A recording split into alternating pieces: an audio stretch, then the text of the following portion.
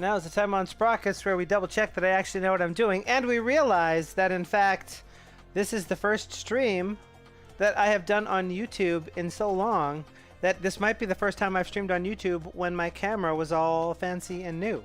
So I don't think that scene is necessarily in the place where I want it to be. Haha, that's fun. I don't know exactly how my scenes are laid out here, so maybe I shouldn't screw around with figuring out exactly. Oh, how about you? How about you, guy? Not allowed to do that, huh? Pardon me while I just screw around the stream setup, which is not necessarily a great idea. But this really bothered me about the other one, and I had no choice but to fix it. I need to be more centered in the screen. You need to be focused upon me. How's everybody doing out there? Hello.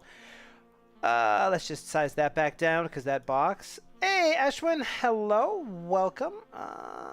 Let's do that, and then we'll be good to go. Oops.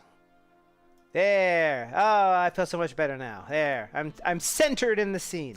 I don't know what's going to happen for the other one. You know, this is one of those things I probably should have checked before the stream, but until I hit the start thing, I did not realize or remember that this is actually the first time I've streamed since I got the new camera arm layout. So, hello everybody, hello fellow Sublime Text fanatics. Welcome to tonight's stream, the first in a month, and we're going to continue with the weekly streams until November, at which point I'm going to be streaming only every day on Twitch instead, so which means they'll be missing 4 YouTube streams during the month of December, and the project could potentially be rewrite of NodeCG, the thing Axel and I were talking about just a moment ago, but that's not what we're here to talk about tonight. We're here to talk about enhanced snippets, a thing that I kind of remember what it does, but I can't remember what we wanted it to do or how far along the way we got with the stuff that we were doing. Also, I just have the to-do list in this big text file.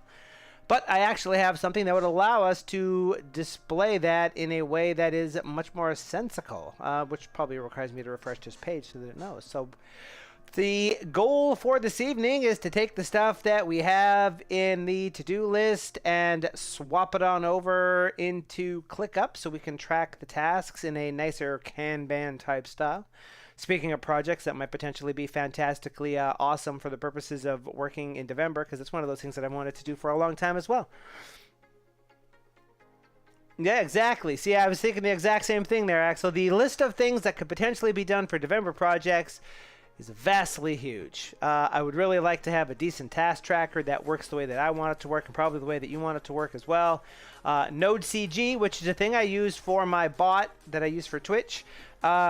I want to have a better version of that because the people that have originally written the thing have basically let it sit for 3 years.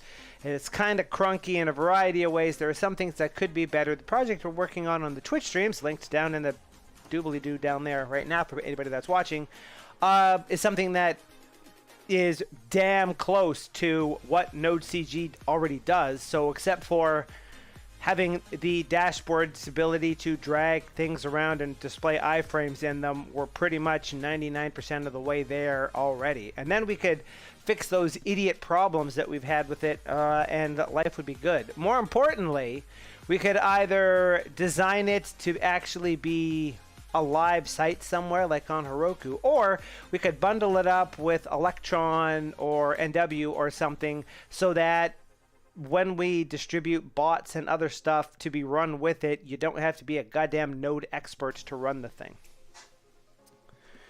Oh, what do I want from a task tracker that I don't have already? Well, that is an intriguing question, isn't it? And since I have this thing up over here, I promise we didn't set that up. To the code! This is what I currently am using for this sort of thing. We'll ignore the fact that a second ago before I reloaded this page, it knew what that image was, and now it no longer does. For my own purposes, do I care about milestones? Absolutely not. Do I care about time tracking? Hells to the no. Anything that I'm using task stuff for, it's more than likely going to be something that I'm working on for myself, and I get enough of that nonsense at work. I don't want to do it in my daily life. So something akin to what we see here with about task boards with cards that can have subtasks, but the subtasks display properly. I think you know what I mean by that. Each individual subtask should be a box that's under the parent and indented with it. Maybe you can move the parent and the subtasks go with it, but also maybe you can move individual subtasks to done. It's one of the few things I like about Jira, as a matter of fact. The ability to have some tags in there would be nice. Apart from that, there's not a lot that I can think of off the top of my head. The world of unfortunateness, it's one of those things that until I see the thing, I can't tell what I like. I can just tell what I don't like. This gets us a fair bit of the way. I will say that. Except for that, I'm unhappy that it forgot about that image. Where you go, image? Where you go? I don't even know where that dang thing would have been stashed, to be perfectly honest. I gotta fix that or it's gonna bother me no end. This is gonna be ruinous Twitch add-ons, and then I guess we're probably gonna want something under static and maybe that. There we go. Oh yeah, I remember this nonsense. All right, good enough. It's not a broken image. That's really all we want. Yeah, I agree with you there. I tend to like, and I don't know why this is, but I tend to like this whole Kanban action of being able to see the cards with little titles, clicking on them to see more details. The tags thing, I will say this. One of the things I like about this is being able to throw tags on these things so that I can say, let's just focus on UI related items, and then we only see items with UI on them. Or maybe we only want to see things related to overlays and there's only one of those. I kind of like that. You can do the same sort of thing with a to-do list, but you know. But U-Track is ridiculously too busy and slow as hell. Jira is not quite as busy as it could be, but still a fairly awful experience generally. Although I will say, as far as the cloud aspect of it is concerned, it's better than the version we have installed at work officially. But, you know, it's got that going for it, I guess. Still... Yeah, exactly. At work we use Jira. And by use Jira, I mean we sit staring at a screen that should be displaying Jira but just displays weird esoteric errors, or frequently literally nothing at all with no error messages whatsoever. Here's I like the idea, except that our version of it would have to be, well, let's see this. If it was, I don't like the idea of building a thing I wouldn't use myself, or trying to sell a thing I wouldn't use myself. I don't know if that's weird or not. And that means if we wanted to build a thing like that and we wanted it to be something that corporate America would use, then it has to have 77 different kinds of time tracking, milestone tracking, project management, Gantt chart crap. And I would seriously enjoy if there was I'm a private developer working on a personal project checkbox that turned all of that crap off. You know, for those of us that have a daily dev job and sometimes like to code for fun without feeling like there's a project manager cracking a whip or something. Kind of the idea that we have there. Yes, this is also very true. This is the reason why not task management. This is the reason why source code beautifiers and linters are so prevalent and so popular.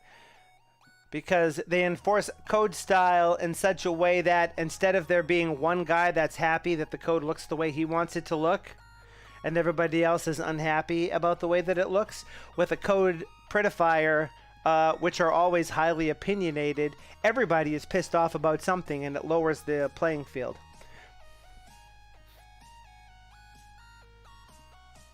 Yeah. That, in a nutshell, my problems with a lot of bits of software are that they try to be everything to everybody, and they assume everybody wants everything, and it goes against my grain. It's one of the reasons I love Sublime Text so much, because it starts off very light and minimal and clean, and then you add onto it those features which you need, instead of having every feature in the freaking universe and you don't even know what half of them are for. And you go looking in the settings trying to find something and you can't. It's a big pain in the butt. Okay. So I have a list of tasks. Creepity cripes, I got a lot of them over here. I was going to ask you about that, Ashman. Did you see that in the issue tracker? Because that's one place where I kind of gloss over some traffic. Pardon me, but I didn't see anything in any of the other places I normally check. Okay, so oh,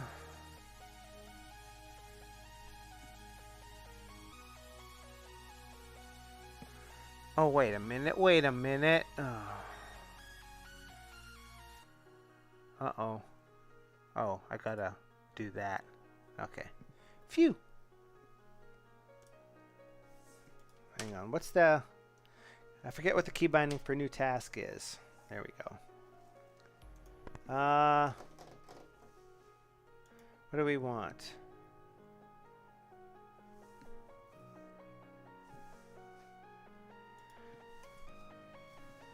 Whoop.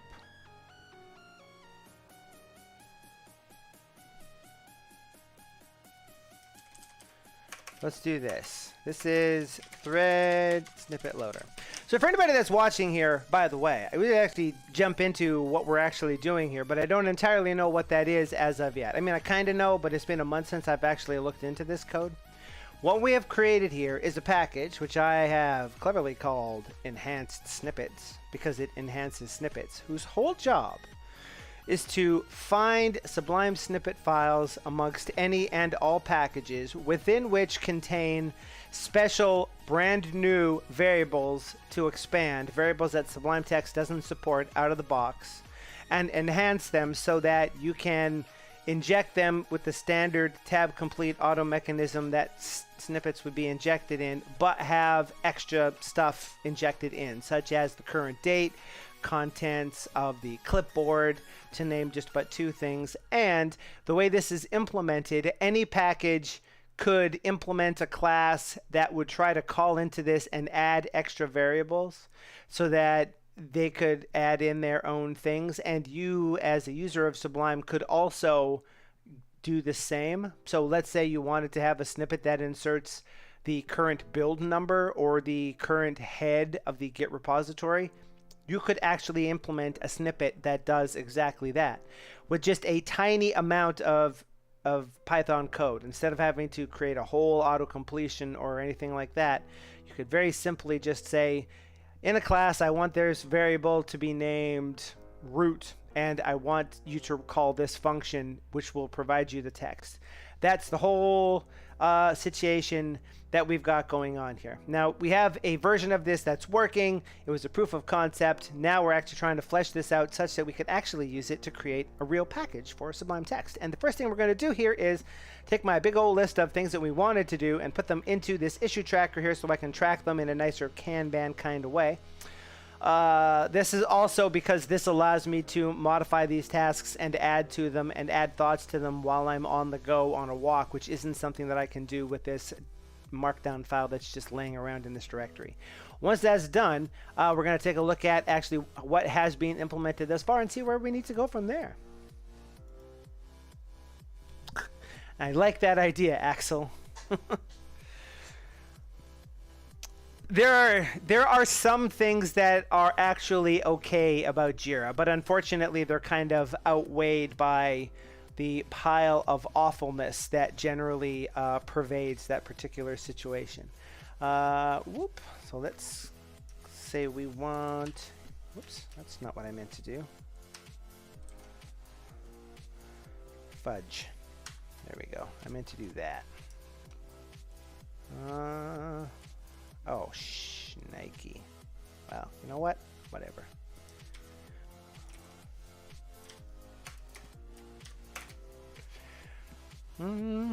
And let's add this as a tag of research. Whoops, but let's spell it correctly. Okay, so we want that particular tag and no other tag. So what we got here, not sure how much this might be required in the near term, but we probably want scans and loads of snippets to not hang in case the user has a lot of them, so the loader should be async. So basically what we have here is when the package first loads, whenever something, a package gets ignored or unignored, it gets scanned. Well, it gets scanned when it comes out of the ignored section. Oh, interesting. I know they were looking for a new person for a while, so cool that they actually found one. I wanted to say in the Discord when I think it was you that said like new member of Sublime HQ, and I wanted to be like, what? Nobody told me. But I think that for a robust solution to this, we don't want to scan all of the packages in the main thread because it'll make Sublime slow down while it's starting, and that's not really in the spirit of things. So this is under research because we need to look into more, well, it's a thing that's for research because it's not a real task, to be perfectly honest, because I know how to do it and I know we need to do it. You know, we just need to decide. Oh, you can move the, I don't know where you can put it, but in any case, that's one. All right. Now, ironic that you said that because I think I'm going to have to tweak this up a little bit before I paste it in there. So just a second here. Boom, boom, boom, and boom, boom, and that will be good. This is something that I had on my list, and this is also something that Ashwin in the chat here mentioned as well.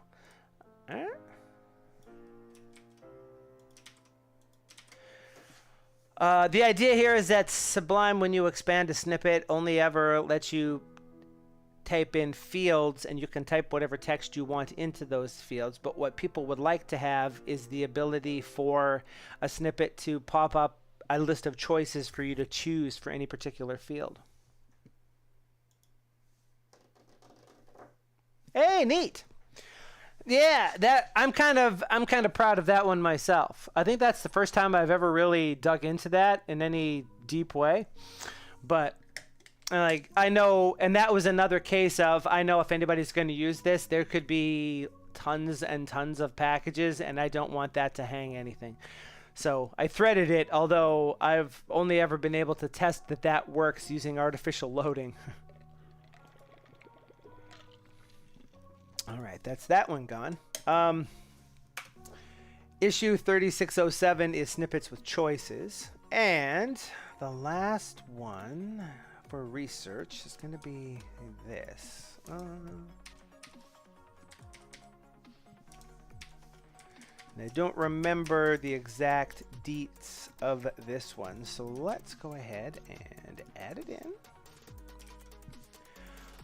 If you are watching out there right now, or if you're watching this on replay and you are Canadian, then happy Thanksgiving, or happy belated Thanksgiving if you're not watching this on the day that this stream is actually going out live. If you are from America, then happy Columbus Day, I guess.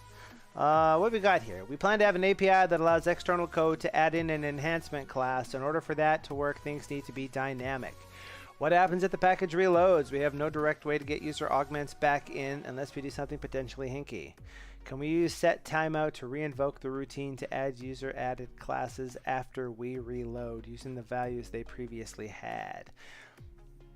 Hey, thanks, Ashwin. Thanks for stopping by. Always a fun thing. I know, and it's been so long since I've been here on YouTube as well. I almost forgot how to stream. So I'm glad that people showed up so that I can make sure that I'm actually live.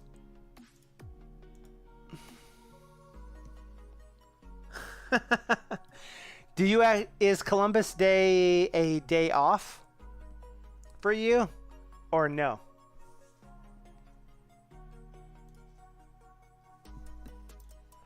That is it for research. Now let's say we need a view. Dingity dang, how did we do that previously? We need a view that is... Nope, nope, nope, nope, nope.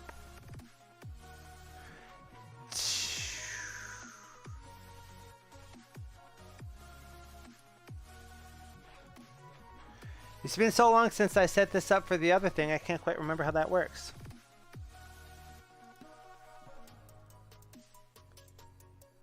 Bummer. I totally had the day off. I used it to recover from all of this, well, partially recover from all of the food that I ate yesterday.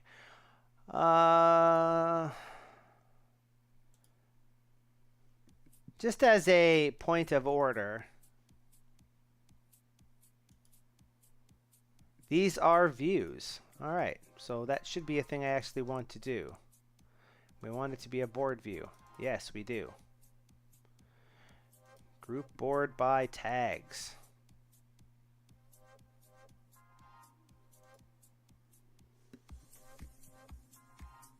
We probably want that to have a cooler name though.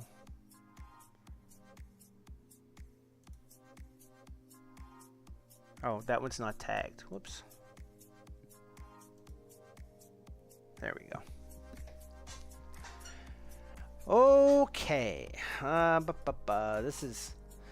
Take notes on how clunky this interface seems to be so that when we take over the world, life makes more sense. I think this top view is supposed to be renamed to tasks. And then this one can be renamed to research. And then we set a filter that says the filter is filtering by tags and that the tag is research. And autosave this particular view so that we have a view that is the wrong one, son of a bitch. Every time, I swear. Hey, what if I actually wanted to pick that view, huh? There we go. Okay, what if this one had a filter and the filter was tags and the tags was research? And then we said auto save this view. So that one actually worked. All right. That's nice. The next thing, these are all just going to be tasks per se. So let's flip back over to the task view and clear that filter, so that it displays everything. Oh, actually, how about if we do this? Tags is not research. Yeah, there we go. Some tasks are hidden. Here's the most important consideration for a project of this ilk, Axel. What would your mascot for such a thing be?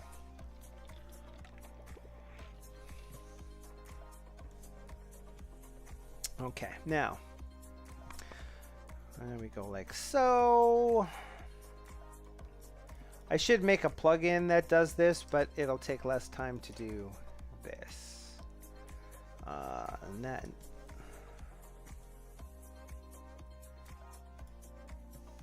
Should it be a beaver? Because tasks are handled by busy little beavers.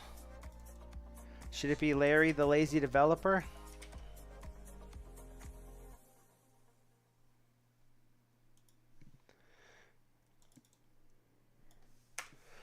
I'm going to copy these in here while we chat about stuff, and we can go from there. I don't have particular tags in these things.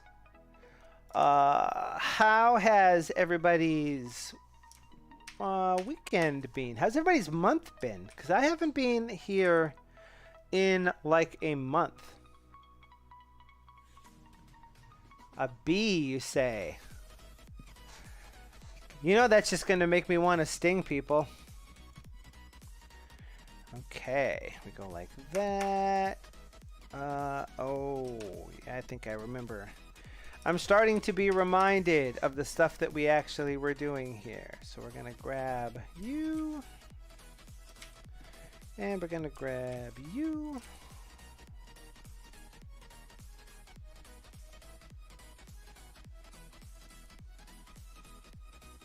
Keep your hive in order.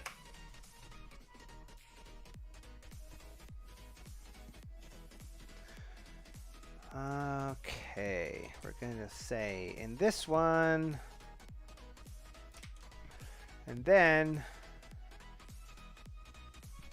subtask, whoops, use details, and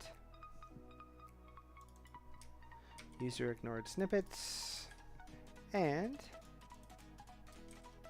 debug, and oh, son of a bitch. Oh, this is going to be rough. Hang on. I promise this will all make sense in a minute. And I'm mostly talking to myself when I say that. So for those that like to watch me stream here on YouTube, you may have noticed I haven't been here for a little while. And that's because I also stream on Twitch. We are working on another project there. The stream layout and everything we do in the stream is very similar to what we do here on YouTube. It's just we're using JavaScript and working on a different project instead of using Python and working on a Sublime text package. So if you like the idea of co-streaming or watching development happen, then you are more than welcome to visit over on the Twitch channel as well. Yeah, we're good with that one. Thanks. What happened was the project that we had, we were using a particular library for that project, and the maintainers of the project did something that we didn't like, that library rather. And so I decided I don't think we want that anymore. Let's go ahead and replace that. So we did, but that put us a little bit behind the timeline where we wanted to be on that particular project. And so I spent the month doing an extra bonus stream to make up for that particular time. Stings less than other task trackers. Ooh, is it possible to create a Kanban board where all of the cards are hexagonal honeycomb things instead? Then it's really easy to make subtasks be one to the right and down a little bit because that's how those things automatically tile.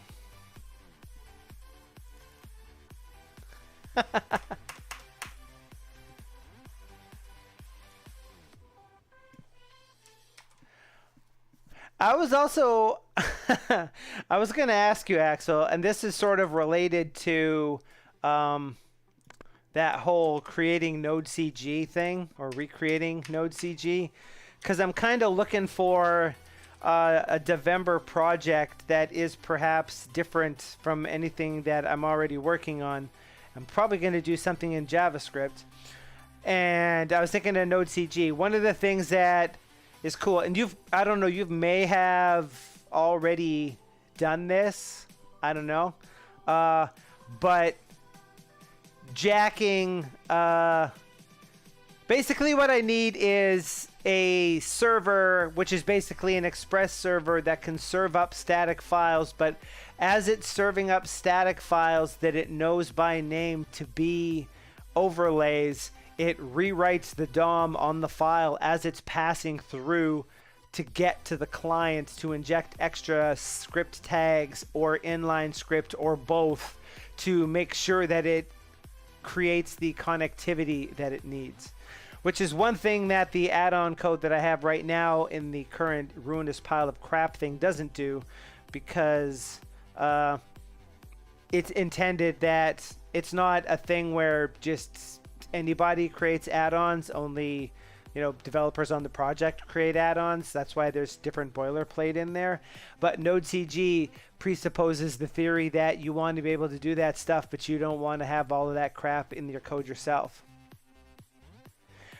I was curious, you know, it seems like a simplistic-ish thing to do, but I was thinking, like, is it just a matter of doing like a regex search to find the head and put stuff in it? Or do you actually like compile or parse the HTML to get an AST? Is that just overkill? I imagine that's probably overkill. Yeah, one more. That also goes hand in hand with one of the other Sublime text packages that I've been pondering creating, which is tangentially related to that package that you were working on that time with the simple web server, which I still kind of want to turn into a thing just for my own purposes. Which is a live server that actually causes the page in the browser to reload, and it would have to be done via a socket connection, so you don't need stuff, because people ask about that all the time.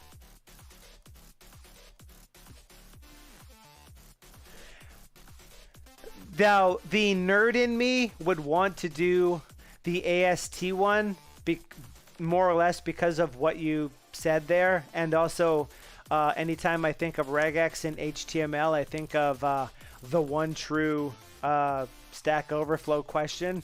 You don't parse HTML with regex. But for something like that, I don't know. So I'm like, I basically mistrust myself such that if there's a thing I would do, I think that might mean that that's not the thing that should be done at this late date. All right, so we have our list of stuff here. Let's go look through these and see what we have, compare that to what we actually have in the actual code, and we can go from there. Oh, nice.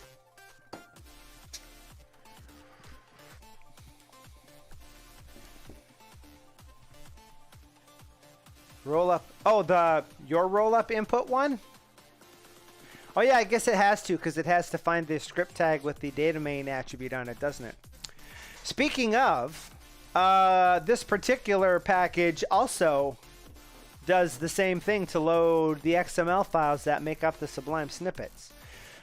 If I'm being perfectly honest, one of the reasons to work on this particular package to enhance snippets is so that the gods of the universe can smack me on the noggin by having the developers of Sublime actually switch snippet formats to be JSON or YAML or something, and completely obviating everything I'm writing. It's kind of like the technological equivalent of washing your car to make it rain. All right, so I'm not alone in thinking that that's the better way to do that. That's nice. So we'll ponder that.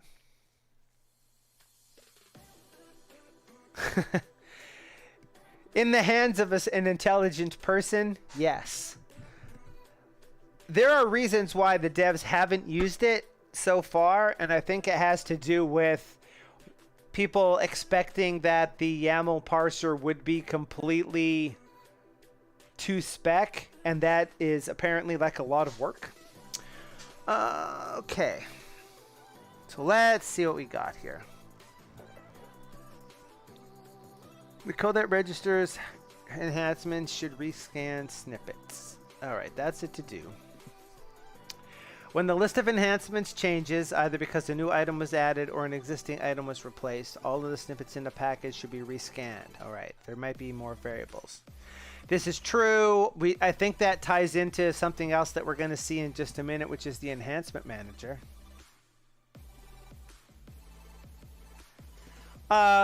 They would. I think so. Yeah. I can't remember the reasoning for it at the moment, but everything that's related to the code base is like inlined in. And I think there's like not a decent one for C++ that does what they want and is also fast enough. Because there's already a YAML parser built into Sublime because the Sublime syntax file format is YAML. And they have like a custom loader on that so that startup doesn't take forever. You'd have to ask, like, you know, if Dev shows up, you can ask him because he has more information on that as the person that, you know, is actually a developer of Sublime. It has been explained in the past as the reasons why, and it's not necessarily it'll never happen. It's just on the priority list lower than other stuff that people want, essentially.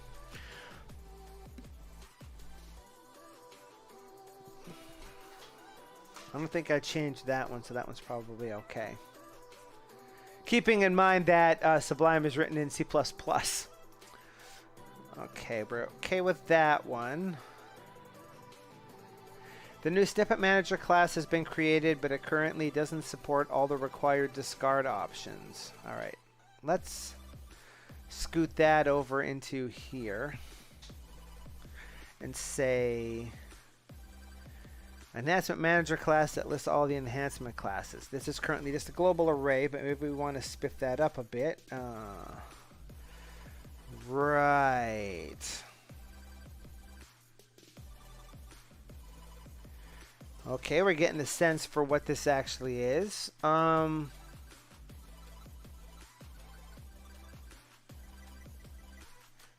Really? We're going to be that way about it?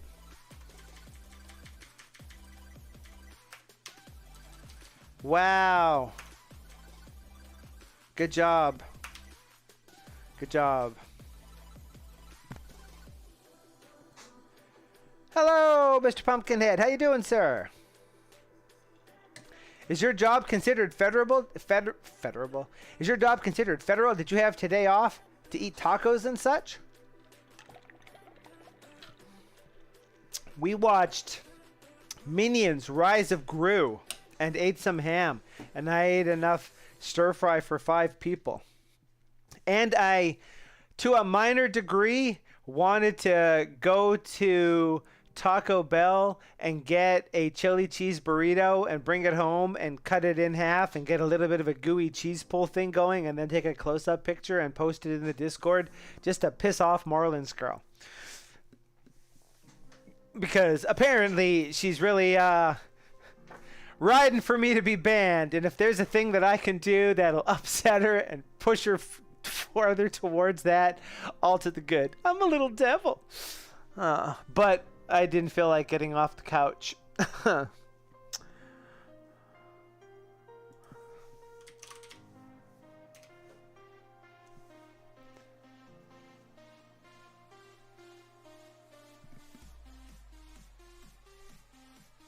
Wait, what?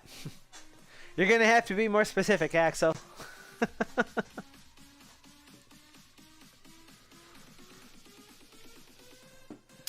Also, if there's anybody watching from the Sublime Text Discord and you're here hoping against all hope to hear tax thoughts, I'm afraid I don't have any. Oh, Red has his own Discord, and one of the channels that's in the Discord is Show Your Food.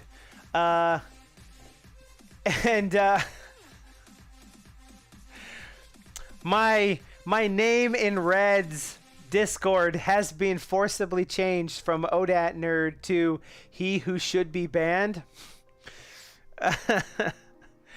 And there was somebody that was unhappy because I recommended if someone was going to go to Taco Bell, if they have it available, they should get a chili cheese burrito. I highly recommend it. And this person got mad because where they are, there are no chili cheese burritos. Such as Red, as well, as you can see, will also ban me for chili cheese burrito shenanigans. And I said, you should just visit Canada. We're lousy with, I mean, we got people that say A and they wear toques and have beards and drink beer, A. But we also have chili cheese burritos. What we don't have is Baja Blast Zero. So you got that over us, Red. But just because that made her mad, I'm like, I kind of want to just get a chili cheese burrito, and you can see all of the chili cheese gooiness leaking out of it, and share a picture of it. That is the way to go. Oh.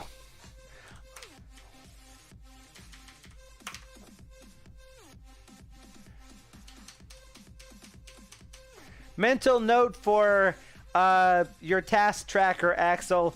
The comments and descriptions should support Markdown, and if you paste valid Markdown in, it should actually treat it as Markdown if you're going to do it in line like this, because that's just hinky. Cool. We're good with that one. That was the settings, and there's 3 settings we would probably want to add. If we click that, we can see what they are. This is the thing I kind of don't like about this. I mean, I can tell that those are subtasks of that, but I would really rather like the tree or the hex. Well, people would have you believe word, but no thanks. I gotta say, one of the things I kind of like about Whimsical is one of the things that they have, you know, along with being able to draw Kanbans and stuff, is you can just create a documentation page, and it has just a, so you want to write some Markdown. That's kind of neat. Wow.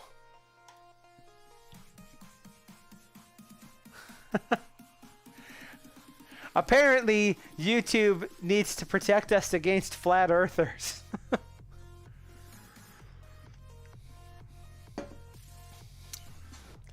I want you to know I only have one thing in that list, and it ain't flat earth. It has to do with parts of women's bodies. Also, it automatically blocks anything that it thinks is a link, even though I've told it I want links to be in there. The really weird thing is the browser component inside of OBS knows who I am, is for the purposes of the chat, because of I logged in one time while I was testing something inside of its browser, and that cookie is not expiring, and I don't know how to make it go away. So anytime anybody says something that YouTube thinks should be censored, you get to see it in the chat doobly-doo up there at the same time that I see it in my own thing. Haha. Which, you know, means after a fashion, you still get to say the thing that you want to say. Let's hide that back up. Here's another example of that did not do what we want. Oh, maybe you can't put Markdown in the... All right. Yeah. I mean, that one's kind of on me. I was doing a test one time that was if I was using YouTube Music to listen to stuff, and I made sure that it was stuff that was actually valid, could I have like a little capture of the play bar that shows the title and put it on the screen, you know, as people do, as you yourself do. But the way that I had it set up, I didn't really like it. When I did that, I logged into YouTube Music so that I could get access to my library. And then I'm like, nah, I don't like that, and I deleted that source. But I guess all of the browser sources in OBS are linked. So they, one or all, or I mean, I guess it's its own Chrome. It's less a browser source thing. But it knows my credentials, so whenever I go to any sort of YouTube or Google related page, it remembers who I am. So that chat up there isn't just a standard pop-out chat from anybody. It actually knows who I am. So I could probably fix that, but it would require more work than I'm willing to go to. Mental note for your task tracker project, Axel. Titles of things should also support Markdown.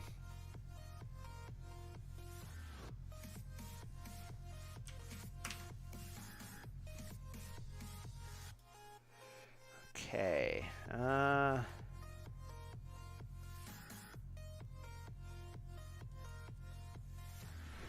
We need a settings watcher. Indeed. So one of the things we have in here is a list of something that scans all of the packages in Sublime to find all of the snippets that contain variables that aren't standard, but which it knows about because of the enhancements that have been added, hence the name enhanced snippets, because I'm awesome at naming things. But right now, it always scans all packages all the time, which is kind of wasteful. It should do that at startup, but if you were to ignore a package, it should be able to throw away all of the snippets from inside of that package because that package no longer is loaded, so its snippets shouldn't be available. And when you unignore a package, it should rescan just that package to see if it has any snippets in it that may be different. And what we need is a settings watcher for that, which is basically an event listener that watches for a change in the ignored packages preference. And it watches what the value used to have. It sees what the value is now. It knows that something came out of it. That tells it that a package that used to be ignored no longer isn't. Thus, it should scan it. And then we scan things. Right now, we don't actually have that in here. But that is one of the things that we want to do. We need to get the snippet manager up. Markdown has a way to put titles. I can make a card just a markdown file with tags. Yeah! Custom variation on insert snippet command. Oh yeah! That's something we're going to have to do sooner rather than later too. And lastly, this one. This one should actually be tagged as a research. Let's do that. Also, ow. That's cool.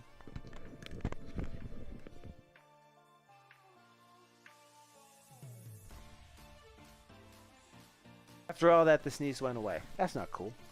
That's not cool at all. All right. Boom. So I think the thing we want to work on is this one. This doesn't support all the required discard options. Let's take a look at what we actually have in here. As a matter of fact, we should maybe check to see.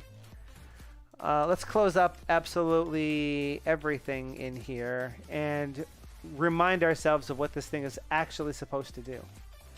So there is a particular snippet we have been playing with. And I think it's this one. Nope, it's not. That is not at all the key that I wanted to press. Pardon me. I want to do that. We can see an example of what's actually happening here, and then we can go back into the stuff. So let's see. We want to view the package file for Sublime snippet in the user package. I think of that, yeah, new data text document. This is the one that we are playing with. So here's what we're going to do. There is this snippet. It is active only in latex documents. So here's a latex document. Oh, come on, man. I just restarted literally now. Well, since I only use it for one thing, I'm not going to worry about that for right now. Hello, David Souls. Welcome. This is a snippet that is supposed to apply to latex files. It should have a tab trigger of document with a description of the one from the snippet. And we'll note that it inserts, this is the text that it inserts, which is 4 dashes, the text that's currently on the clipboard, or if there's no text on the clipboard, the text default goes here. Then 4 of those, and then the current date is what that's actually supposed to be. If the word hello was in the clipboard, then we could say doc. There it is, document, the one from the snippet. This is an enhanced snippet, as we can see there. This is a snippet enhanced snippet. We need to work that part out. When we expand it out, we get the text on the clipboard, which is the text hello, and the current date, which is 10/10/2022. So This is what this package is actually for. It was predicated on the idea that several someones as a matter of fact, would like to be able to insert dates in snippets, but there's no native way to do that. Sublime doesn't support this out of the box, so you can't do that. There's packages that will allow you to insert the current date and time, and with a proper setup of a snippet with fields that are ordered just so, and a key binding, what you can actually do is use a key to inject the snippet and also immediately insert the date by executing another command, and then do a next field. Or you can do that with a macro that's bound to a key as well. This is okay, but it's not as freeform. If you actually wanted to use a snippet with a date in it, you might want to be able to actually do that in a native way without having to bind a key or use a macro or something. And this provides that. In fact, it's even cooler than that, because we could say that when we save that and inject this snippet, we get the, well, there's only one Y in there, huh? Y, %Y. Does require you to remember off the top of your head more about what the date format codes are, but that is year dash year dash year, and this actually injects year, year, year. So this actually also has the ability for you to set the format. You know, as these things go. But you can do stuff like that. This really ratchets up what you can potentially do with a snippet. This is done by having a specific class whose job it is to recognize inside of the content of a snippet if there's a variable that it responds to, and when asked, replace the content in the snippet before it goes out. So in actual fact, this is really a little wrapper around the idea that this snippet exists here. What we do in the package is load the snippet, add it to the list of ignored snippets, so Sublime will ignore it, but we could still access it, because that doesn't block the resource from existing, it just blocks Sublime from using it. That's why the snippet only appears in the list once. Then we have our own command that we add as a part of a onQuery completions event listener.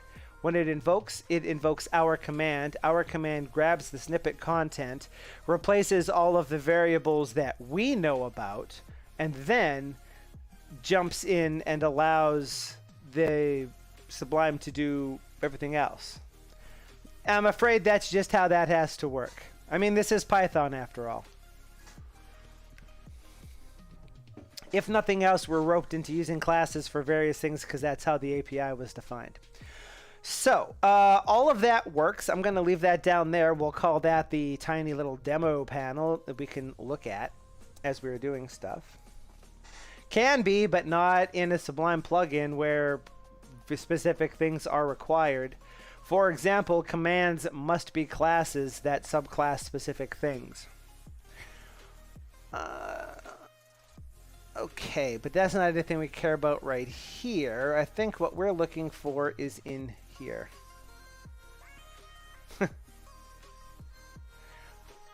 Good luck.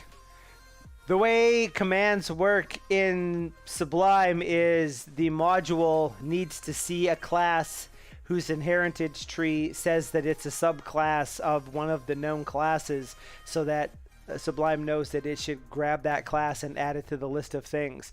So you'd really have to monkey patch the shit out of stuff to make that work, I would imagine. Seems like that's more heinous than just using the word class, all things being equal.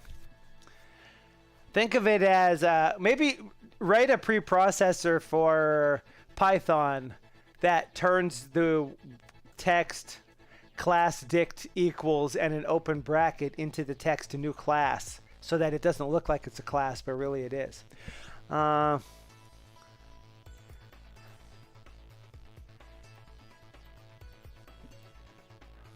Didn't have any module level stuff, huh?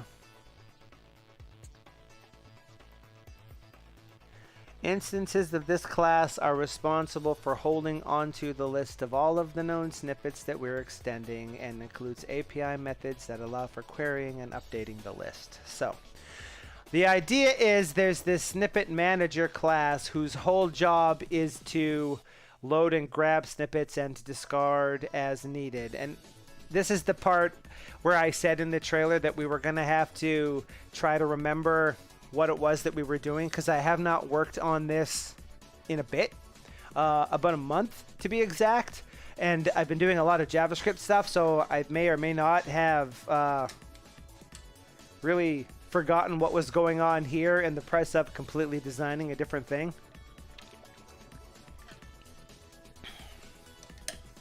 Clearly we have the nice to-do in here that reminds us that our code is actively broken at the moment.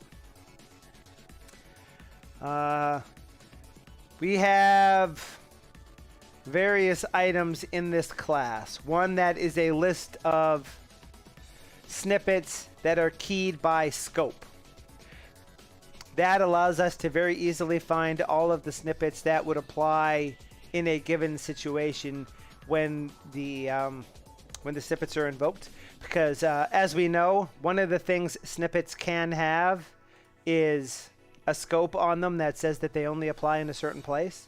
So what we do is, as we're loading snippets, we cram them into this. We use the scope from this tag, if there is one, to insert them into this dictionary. And then when it comes time to actually query the completions, we can iterate quickly over all of the keys, which will be scopes, and check to see if they apply the scope where the completion is supposed to happen. And then we can tell whether or not any of the completions in that list are anything we need to insert. The keys are scope names, and the values are an array of snippets. For our purposes, the snippet is a name tuple that contains the trigger text, description, the content, the list of enhancers that know how to expand the content.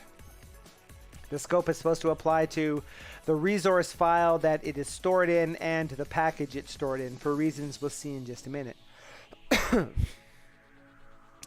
This one is a similar list. Here, the keys are the names of packages, and the value is an array that is all of the snippets that appear in that package. And the reason for that would be when we're ignoring a package, we would want to be able to discard all of the things from a particular package. Or we might want to look up all of the snippets from a particular package in order to know something about them. There are reasons why we need to do that, so we have that list here.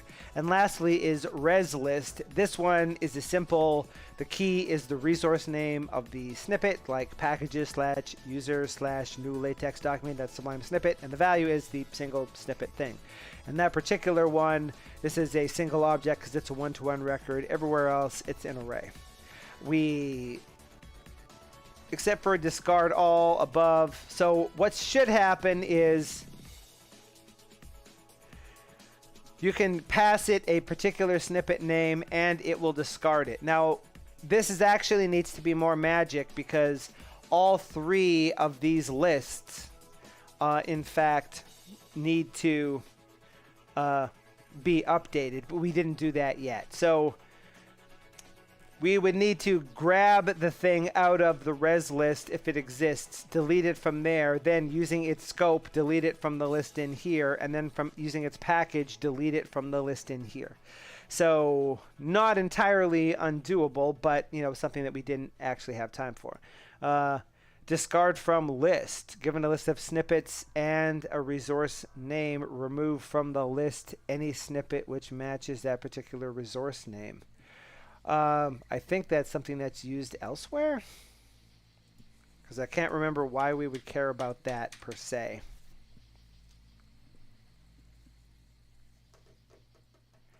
We'll worry about that in a second, because it's doing something specifically with lists. Oh, I think that was part of being able to update some of these other things here. If you could delete something by resource name, then you could discard this thing from the other lists by finding the list of things in the package list and in the scope list that have that resource name.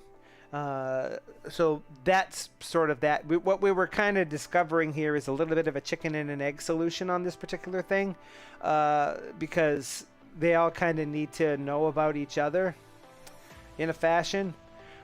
Here we can easily discard a particular snippet by updating those lists, but what if when you want to discard something by scope, you want to discard it from the other lists? Here, it would really be nice if deleting from this list automatically deleted from everywhere else, but I don't know if it's as safe as we want that to actually be. I'm going to size that down a little bit more.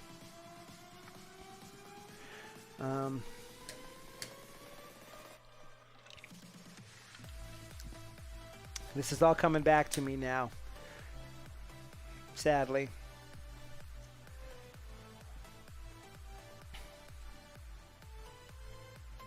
Given the scope selector, remove all from our internal lists, from all of our internal lists, any snippet that matches the selector. That one's clearly not fully implemented. We need to actually have something that is a list of snippets. We scoot through all of the items and then add them to a list and delete them. We probably want to inline that a little bit, but similar sort of thing. If you were to iterate over a list of all known snippets, and maybe this doesn't even need to be in the scope list, but it could, that's what we're doing.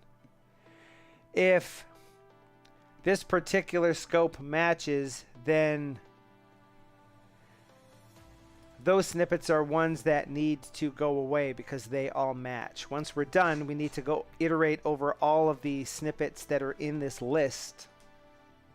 That might even need to be an extend and not a append in this particular instance. And then delete them from the other two lists. Which again, the nice thing would be if you could just delete them by resource and have it scoot all out. But then deleting from by resource name would require it to discard scope as well. So we'll see how that goes. Discarding by package, similar sort of deal. See if the package is actually has something listed. If so, grab all the snippets and discard them. And here, we're doing it one at a time, which most definitely is not the right thing to do. This is adding a snippet to the list and scanning for existing snippets and packages. That part should all be good. Assuming there was a snippet, we can store it in the resource list and then add it to the scopes and add it to the packages. And for scanning for snippets, we find all snippet files, and if they start with the prefix that was provided, which could be anything, or the prefix could be the prefix of the name of a package if you only wanted to load from a particular package, because we have a task for being able to do that, then that would automatically filter those ones out. We can load that snippet, and if it returns because load snippet returned a value that told it that this is a snippet we care about. Not all snippets are ones we care about. This only returns snippets we care about, which is defined by them having variables in them that Sublime doesn't generally support, but that we say that we do. This is the actual scan routine. This is going to delete everything and then scan all snippets. You can scan a particular package, in which case we discard by package name, assuming that worked, but currently it doesn't. And then scan all the snippets using that package name. As we just said, we need that sort of functionality in here directly.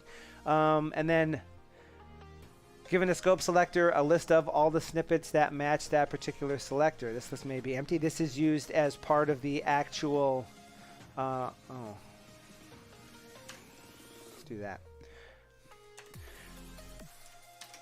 That's used as part of the actual completion handler for when these snippets are injected. It needs to have a list of all of them, so that just quickly grabs them all so that we can do something with them a little bit later.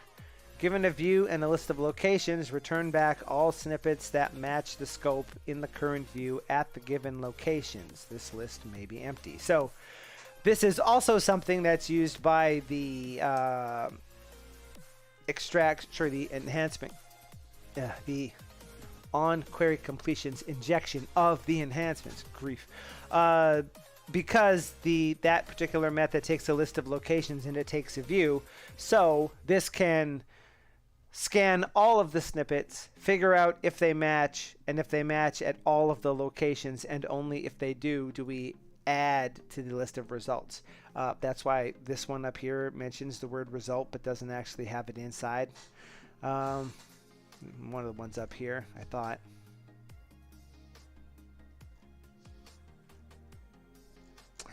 Because we grabbed some code and plunked it out elsewhere. This one here doesn't mention result because this is actually code that used to be in a different place. I think that's the one that we actually are using right now. Find all the snippets that match a particular package. Find all packages that match a particular res name. That could potentially be cooler than it is. And the meat and potatoes of this thing is loading the snippet, which as we can see loads the resource, parses it, gets the tab trigger, the description, the content, and the scope, makes them empty strings if they don't actually happen to exist, and then figures out, given this trigger text and the content of this snippet, what enhancements do we think apply to this? Basically all of the enhancements, which currently there's only a base and the clipboard and the date, the ones that we have in there, have methods that say, do you know how to expand something with this, knowing what you know? And it can say yes because of that text, or yes because of that variable, or whatever. So that grabs all of those classes.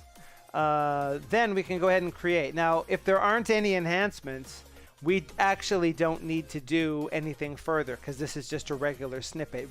There's no reason for us to even care that this exists. We only care about the snippets that actually have some sort of enhancement in them. That's generally how that works. So if that's the case, then we get the package name out of the thing, and we can create the snippet object and return it, and then that other thing actually uses it, and then we instantiate that because other things are actually going to load it. So the first task that we have on here, realistically, and how much time have we got? About an hour, give or take, to do something about that, unless things go particularly well. I should probably touch base at some point to see if somebody booked a new interview at work. Maybe the lady that skipped out on the previous one is now ready to actually be interviewed, even though my boss isn't around. But we have here the new snippet manager class has been created, but it currently doesn't support all the required discard options. So this is the bit where I remember this now. As we were ending the last stream, we were trying to think of the way that this works that provides us the most robust solution for what actually is going to happen, but the least amount of code reuse. And I think the coolest thing to do would be to say, what if discard snippet, you give it a resource name. If it's in the list of stuff that we know, it's removed from that list. And also, its entry is removed from all of the other items that we care about. Right? And then, discarding by scope can gather the list of them and just invoke discard snippet once for each of those things. And discard by package can do the exact same thing, which I think is why we have discard from list here. Because it takes a list of snippets and removes from the list any snippets that match that particular resource name. I think that's why we implemented that, but we didn't get all the way done with it. The order of this in that list is not as cool as it could be. Hopefully not terribly unperformant to do that sort of thing, but what can we do? I think that might be all we actually require for this, but I do want to clean this up a little bit as well. We'll see how well this actually goes. So let's say we put this up here.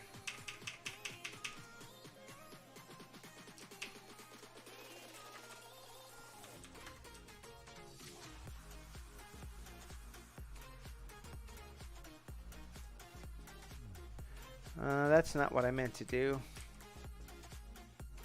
Pardon me. I meant to do that with this one.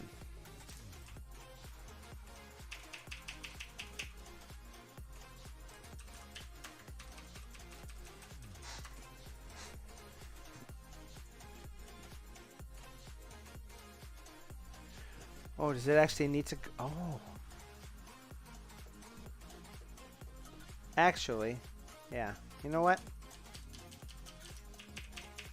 According to me...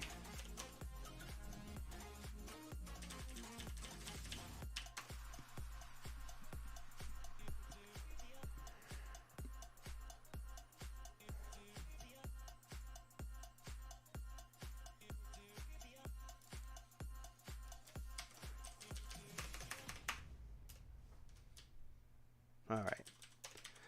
Let's actually settle in on an actual valid solution here.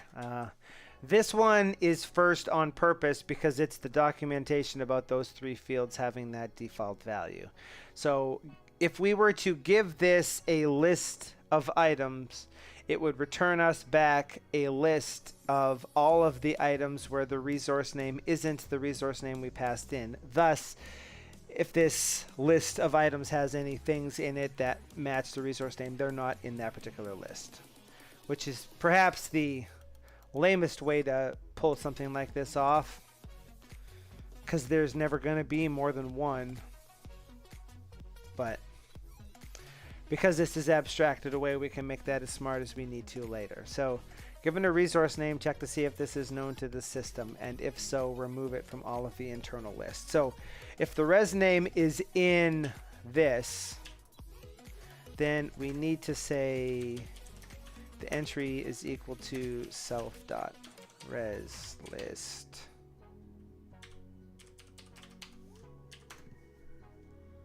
Hey Ayush, long time no see. I am doing well. How are you doing?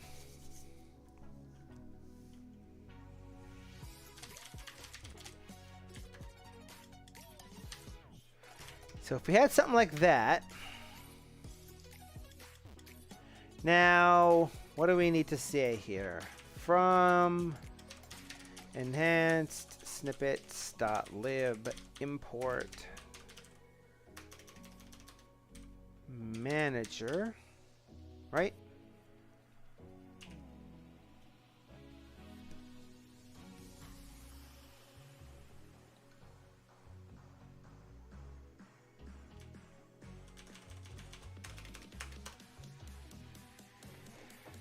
Are you sure? Because it really seems to be there. Did I spell it wrong?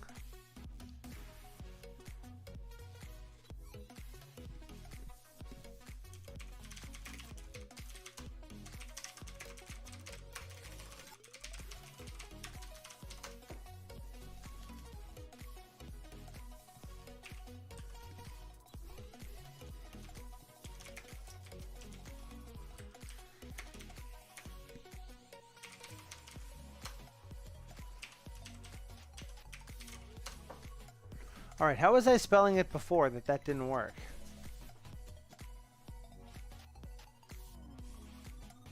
Three P's. Okay. Phew. Thank goodness for that. That'll make life better. All right, so let's say we did manager dot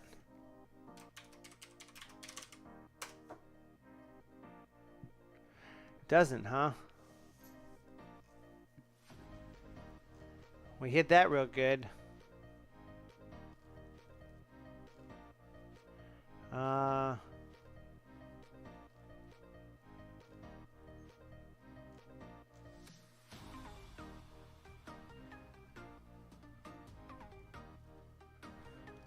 about this? Matching package user.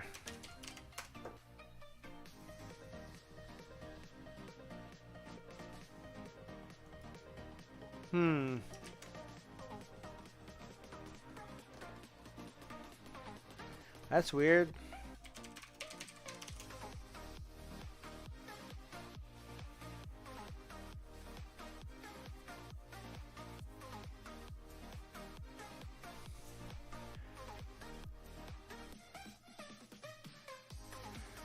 Oh, Jesus Christ. I see.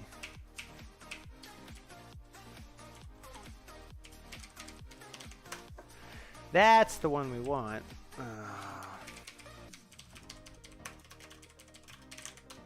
There we go.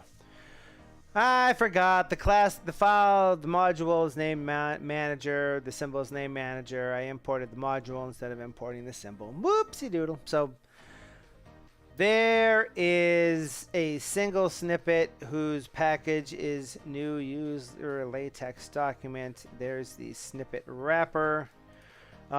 It has a list of the enhancers, which are the insert date snippet, which is an object, and the insert clipboard snippet. Those are our two enhancements. There's its scope. There's its resource. So what was the thing we're actually going to test with this bad boy? If we did discard snippet and gave that resource name.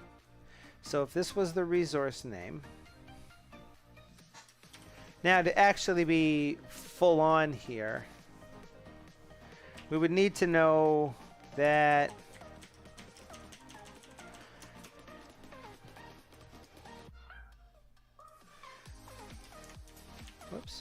that is all of the items by resource name. If we did it by package list, then there's one package named user that has that snippet in it. And if we did it by scope list, then this is the text latex snippet that has that. In all cases, that is exactly the exact same thing every time. So the theory is that discarding the snippet would remove it at least from that first one. So if we did manager.discard snippet, and the snippet we wanted to discard was that one, that prints the entry that it found before it deletes it. And now when we look at the resource list, it doesn't have it.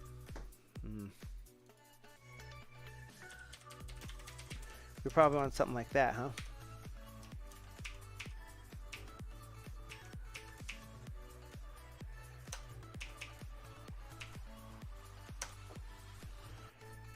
All right, we discarded it, then we check the list, and it's not in there. The problem that we have, of course, is that it's still in the scope list because we didn't delete it.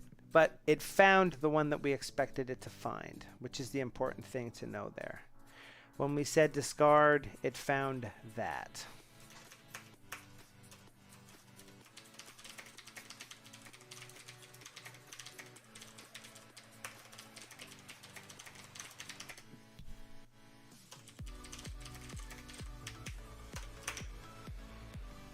Because this is going to stash some stuff here. So what we want to say is self dot, and the first item in the list is the scope list, where the scope is the entry dot scope. That'll get us the list of items, and then we discard from list and we give it the resource name. If this works, we'll be able to tighten the code up a little bit, but you know. And we would do the exact same thing, not in the scope list, but in the package list as well. But in this case, it would be entry.package instead. So this one is deleting the item from the thing based on the fact that it's in the array with a particular resource name that we want to be removed. And this one's just literally deleting that key out. Let's get rid of that because we're going to tweak that up a little bit more. So we reload, right? Clear the console.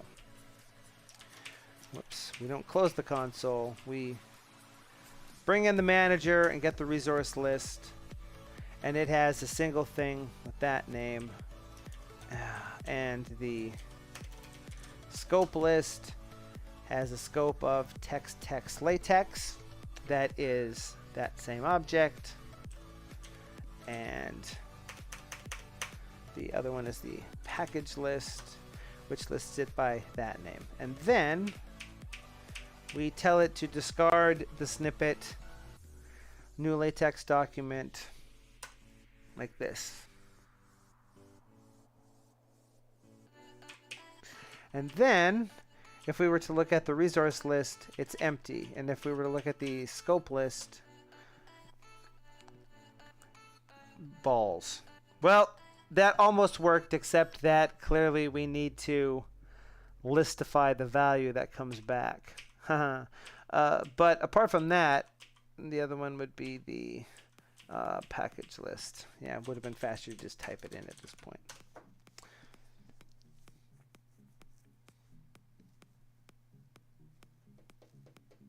Oh, whoops. That should also be package and not scope.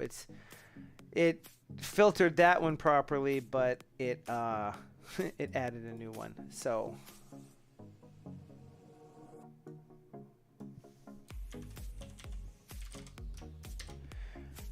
oh no, now it's too long.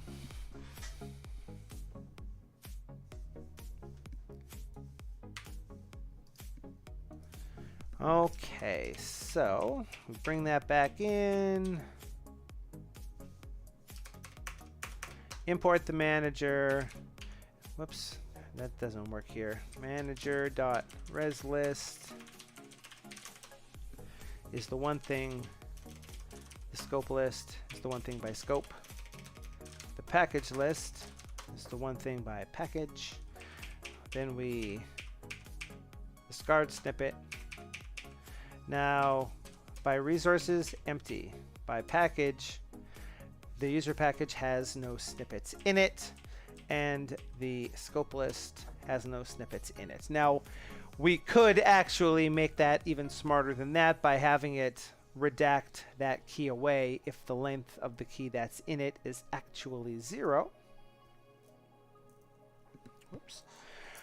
Because in that case, that list doesn't even need to exist in there, although it's completely harmless. You ask it what snippets are in user, and it says none, which is the same thing it would say if it didn't know about the user package. So big deal as far as these things go, right? So technically that works. I think we want it to be a little bit smarter than that, though.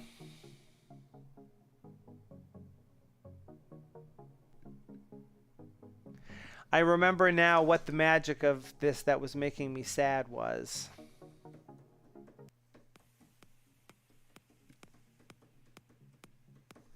And it's related to the fact that if discard snippet also modifies these, then it's a lot slower than it would be, because the fastest way to delete everything that matches a certain scope is to just say that scope list is empty. So if you said discard by text text latex, it can just say none of these exist anymore, go to hell. I make that array 0. It doesn't even have to examine them. It looked up by scope. It knows that those are all of the ones that it needs, throws that list away. Here that's not going to happen, because all of these are going to defer to discard snippet to actually discard the snippet that needs to be discarded, in which case it'll be a lot slower. But on the other hand, there's not a good way to interleave that, because deleting all of the things in a particular package is as easy as just throwing away that array, but the snippets in that package could be spread across many scopes. So you still need to scoot through all of the scope lists and delete the things. And similarly, if you delete the things from all the scope, the packages there, the resources there could be coming from multiple different packages, in which case it still needs to scan the list. So in the realms of making this for surezies as tight as possible, all of these things would need to be magic, such as it is. But we don't want to do that because it duplicates too much stuff. Because deleting from all the things from the scope list still requires examining the package list, and deleting everything from the package list still requires you to delete stuff from the scope list, and all of them require you to delete one or more keys from the resource list. So where do we go from there, right?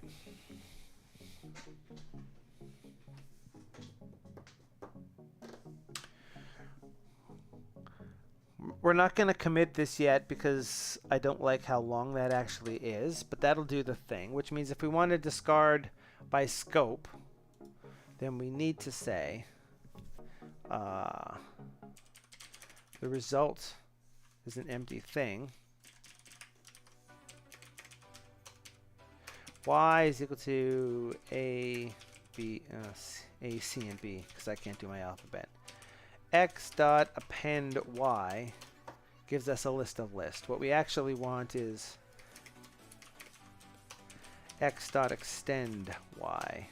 Then X is extended with all of the values from Y. Even if X has some values in it, it's just extended. So what we actually want here is not append, it's extend. Here's a list of snippets that's empty. Iterating over the scope and the snippets in that scope for every scope that we know about. If the selector that we're passing in matches, then we can extend that result set with that. So I think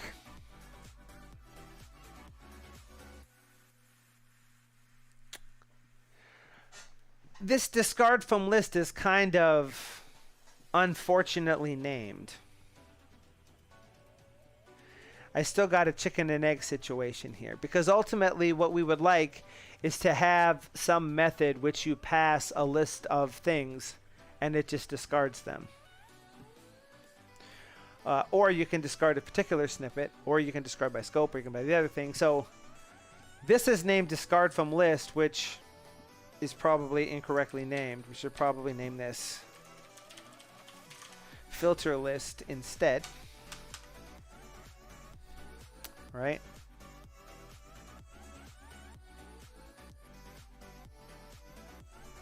How about this?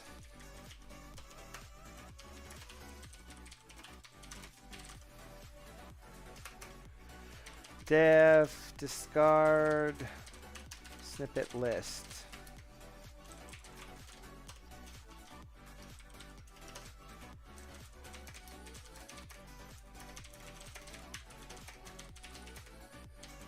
Remove them from all of the lists that are.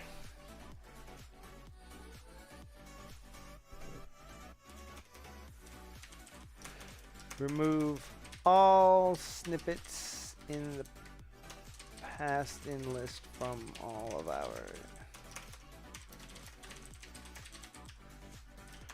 Then we can say for snippet in items.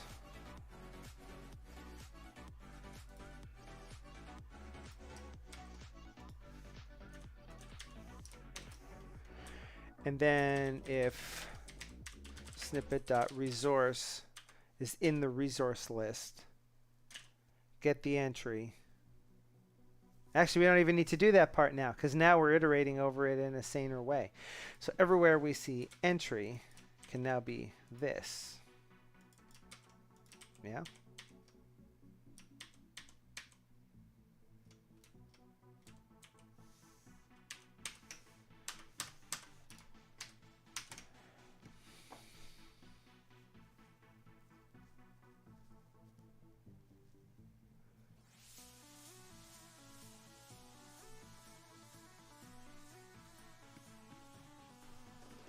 Can actually tighten this up slightly.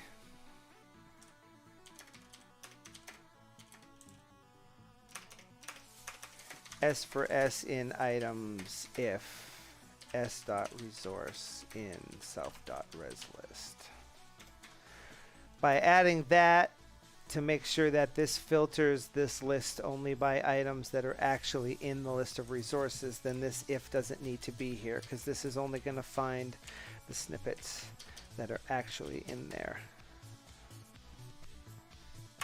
And this is going to need to be a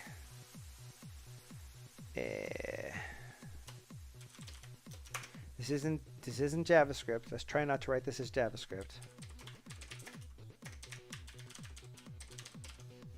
If we alias that,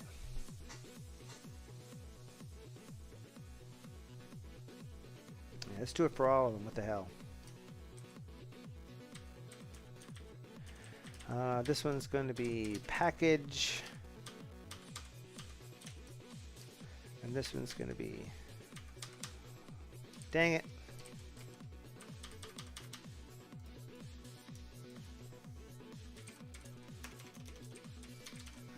That one's going to be package, and that one's going to be scope. Then everywhere we see snippet.scope, we can just say scope. And everywhere we see snippet.package, we can say package. And if we did that, and this,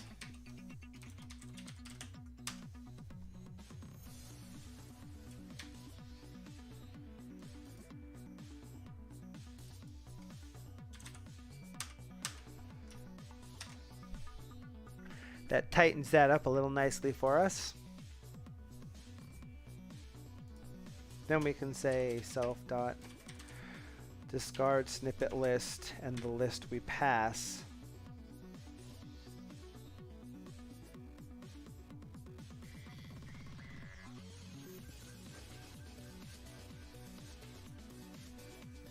I think we chicken and egg that one.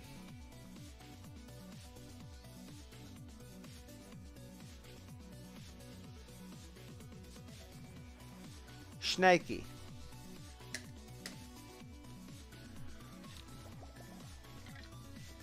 To coin a phrase, turd burglar, because the discard snippet class here requires that it gets a list of snippet objects, but this thing down here is going to have a list of snippet names. So I guess simplistically.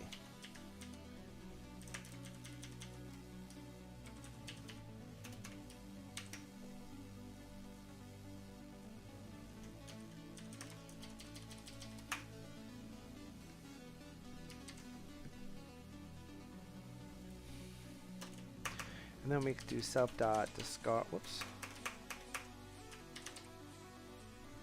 discard snippet list, and the list we're going to pass is results.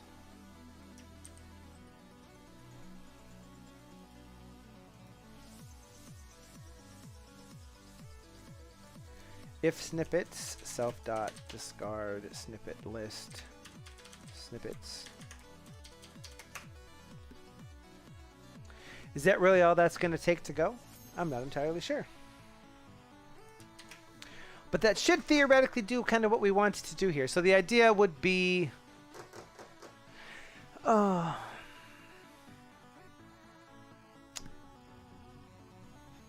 given a list of snippets and a resource name, remove from the list any snippet which matches that particular resource name, returning back the modified list.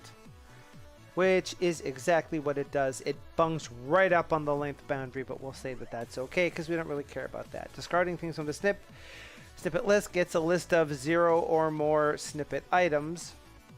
And from that list of items, it actually subfilters it to find only those items where the resource is in the resource list. That way, if you pass it items that don't necessarily exist, all is well. That allows all of the things that call this to allow this to filter its input so that they don't have to. We're aliasing out the resource name, the package name, and the scope name because, as we can see, that's used in a lot of places. That's used in at least 2, and that's used in at least 2, and we want this thing to be short. So the list of items that associate with this scope is the filter list of items for that particular scope that also have that res name. So if the scope list contains any items with that, it will. As long as we store all of the items in the correct place, life will be good. And it does the same thing for the package list, so it gets the list of items that are in a particular package, filters it to remove any that specify that particular resource. Whatever the result of that list is comes back to here. We might further say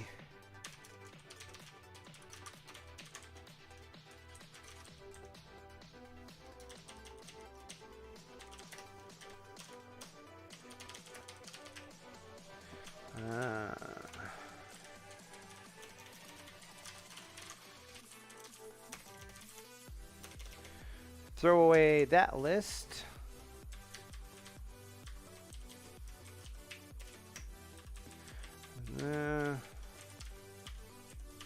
That's not the scope list. Those are both going to be the package list. Both of those are going to be the package.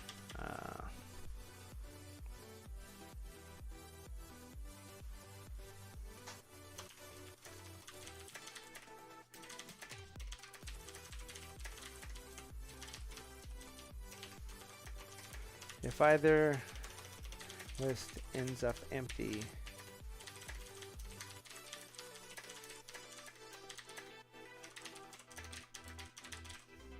and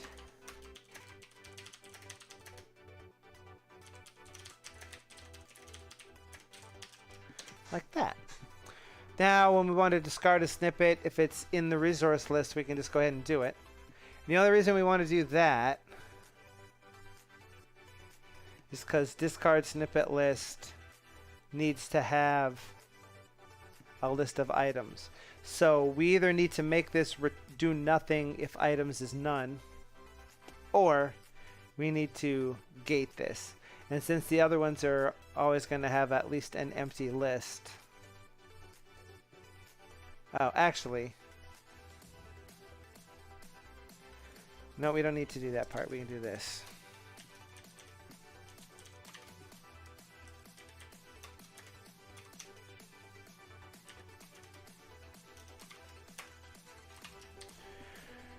We ask the resource list to get us the item with the resource name provided, and if it's not there, give us an empty list object. We pass that up to here where it may or may not filter it. If it's an empty list, then nothing actually happens, but otherwise it does the stuff we want it to do. How close are you to do a draggable Kanban board? Do you have a library for that?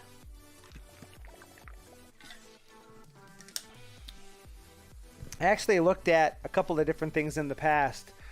People that use Felt that were coming up with Kanban implementations, and it seemed interesting for a bit, and then their solution started going off into La La Land, and I was like, hard pass.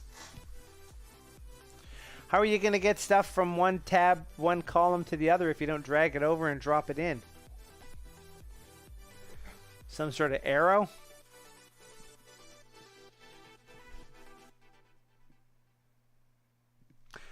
I would imagine probably not. We'll find out eventually if I ever do anything to play around with creating my own version of Node.cg. Okay, so discard snippet is just going to get the... Oh, that's not going to work.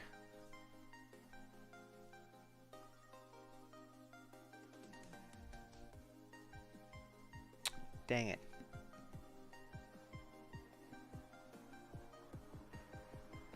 That makes sense to me. The only statistical outlier on that for me, and you tell me what you think of that as a usability thing, but if you're working on subtasks and you're done with one, then it's nice to be able to drag that part over to done. But in order for that to happen, it would have to split from the parent in a way that makes it harder to associate with what it is. So there would have to be a version of the parent in both columns with different subtasks in either. And I don't know how nice that actually is in practice. As long as there was a very clear way to visualize a subtask that's done as done, more so than other things that I've seen, that would probably work out rather well. Unlike this line of code here, which isn't going to do anything at all what we want.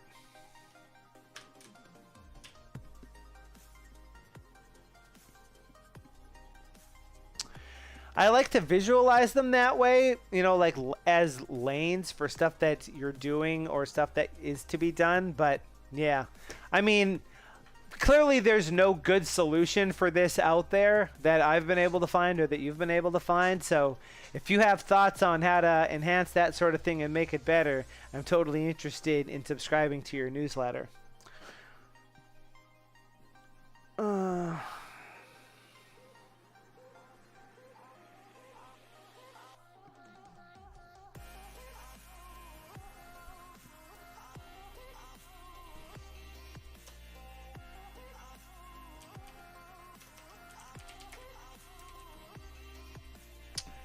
We need to say snippet is equal to self dot res list dot get res name.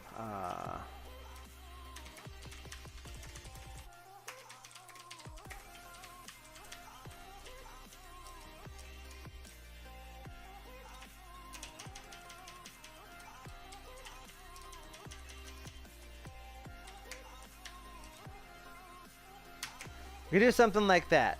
We get the snippet.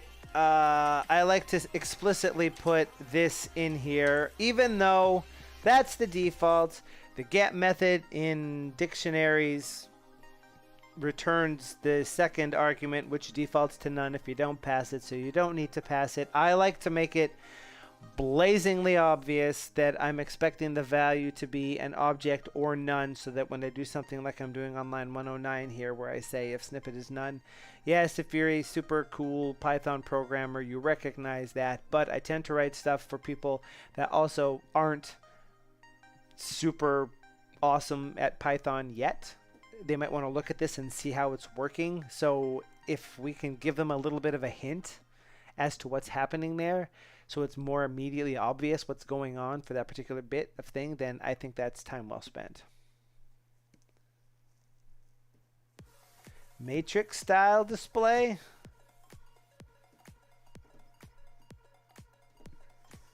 You have columns and tasks will span the... Oh, so like they just slowly get wider as it goes.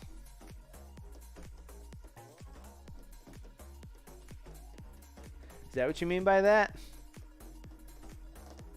I'm going to have to see your mock-up, I think. That's not too shabby. Kind of Gantt chart adjacent.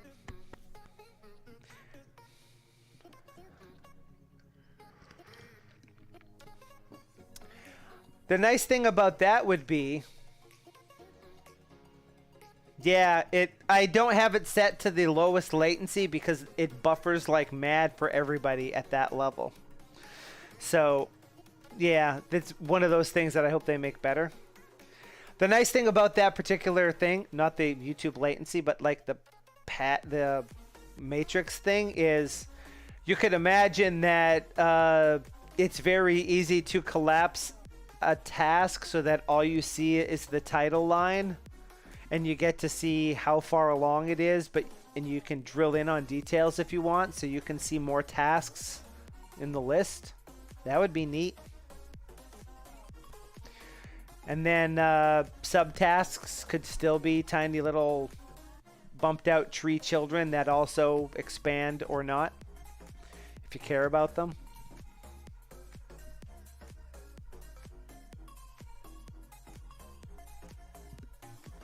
Oof. I think that'll work. That's an extend.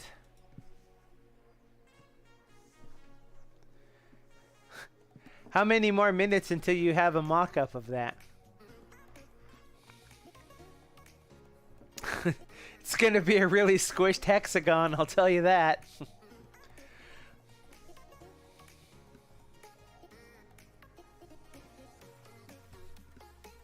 Don't forget that when you click the button to say that this is something that's ready for development, and now it's something that is in the list of things I'm doing, a little animated bee has to buzz out of the existing thing and fly over into the next column, and then work a little hammer to fill out the cell, and then it'll grow into it, and then the bee climbs back inside for the next one through.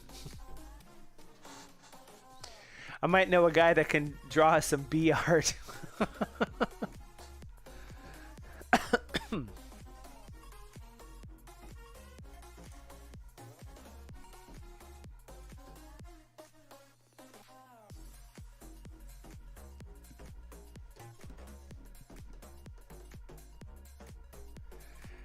I believe I have said in the past that I am an idea man. I never said that I'm a good idea man, but I am an idea man.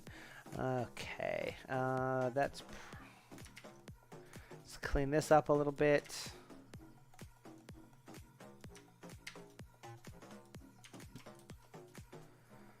I'm assuming there's not much that's going to happen there.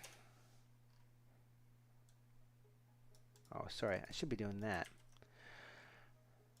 I think that's going to get us what we want.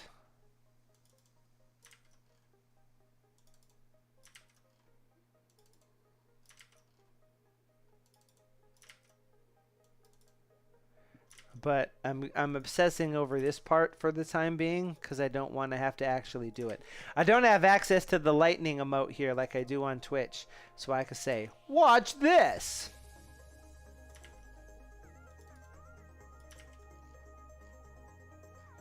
And we might need to refactor some of this code a little bit as well, but we'll see where we go from that. So if we do a quick little visual inspection, when you initialize, it discards everything. Discarding everything is what resets these things to be empty lists, which trickily ensures that all of the values are actually set because it happens right at initialization time. We have a little bit of a filter that we can do here. And the reason for that is we're doing it in a couple of places. Not strictly required, but all of this text inlined there doesn't seem as cool as it could be.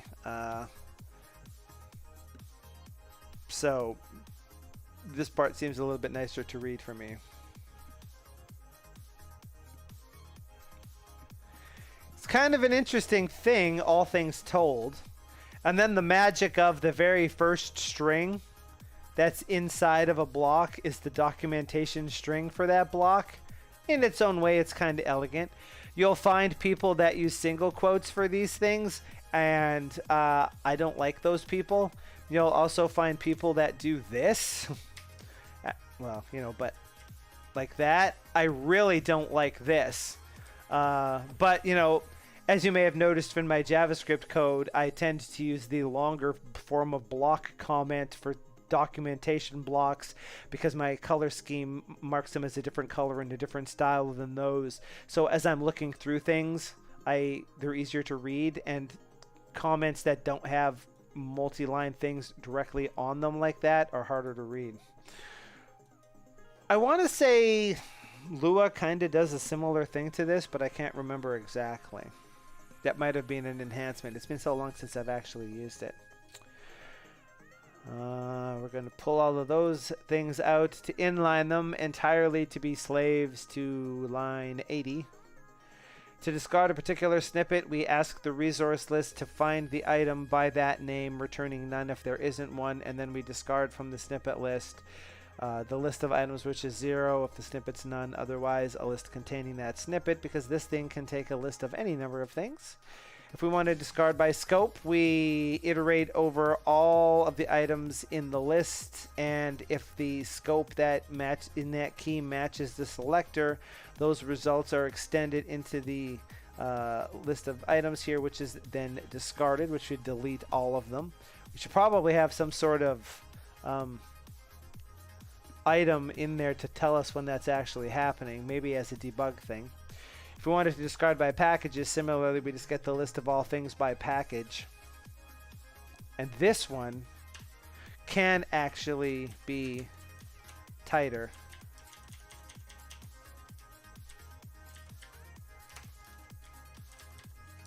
It doesn't need to grab it out into a variable. In this case, we can ask the package list to get us the items with that package name and give us an empty list so that nothing will happen. If we're going to add one, we add it to all of the lists. Oh, you know what?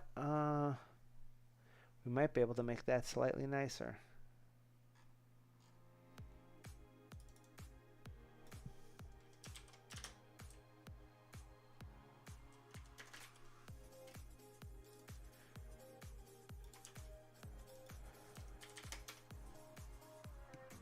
If we did that, then these get a little bit nicer.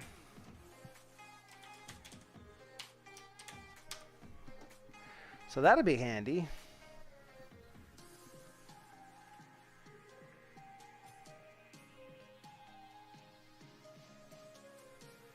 Yeah. Okay, and then scanning snippets.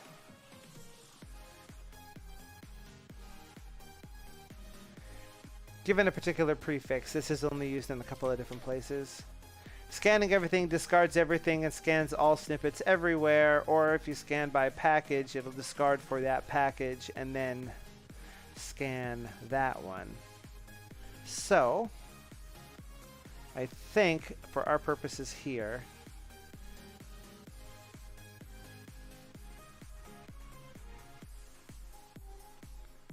where is this invoked? This is invoked as a part of the scan. So we can say, are we actually allowed to log in this thing? Yes. We can log, gotta remember, I'm in Python now, not JavaScript. It's an F string and not a backtick string in order to get the item here. We can say, but we will need to do this.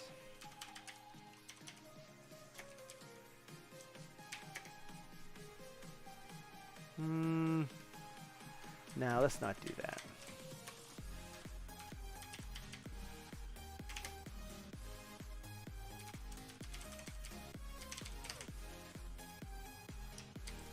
And then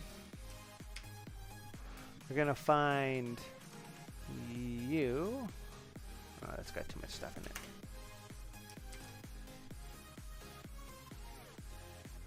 Discarding from the snippet list.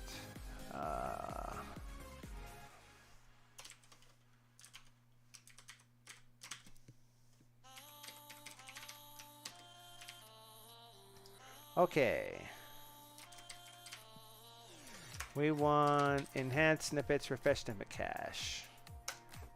You know what? We want to refresh the whole package before we do that.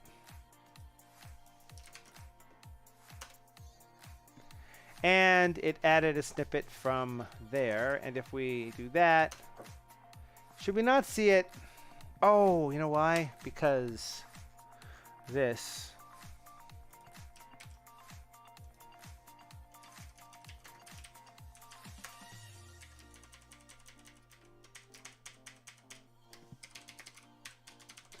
Discard all discards all snippets from a list. Shows the initial ones.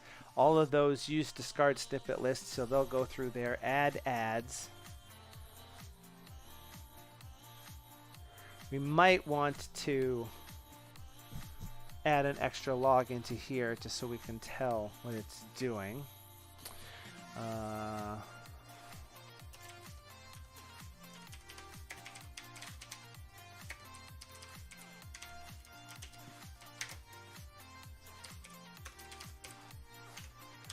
There, and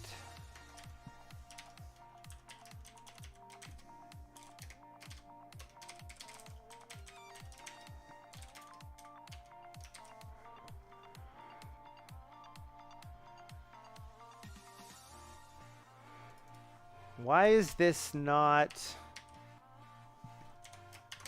I think that needs to be that, because only things that load this need to go. We'll see if we bust anything by doing that. It'll be easy enough to see. So we can scan. So let's Actually, let's completely quit and restart in this particular case.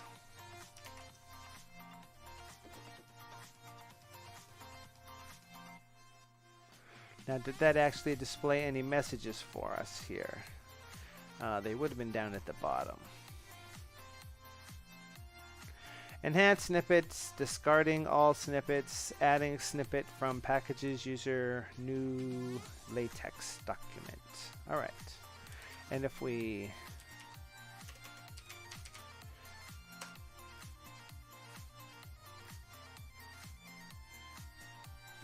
hang on.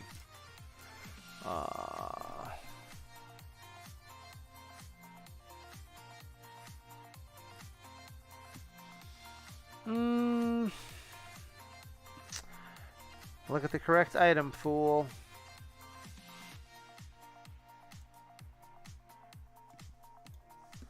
And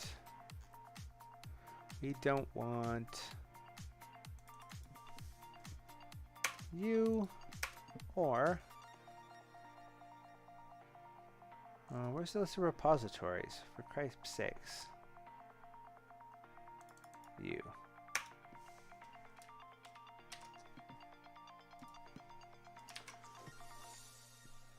There we go. That'll make life a little bit better for us there. Boom. Well, better for me anyway. All right.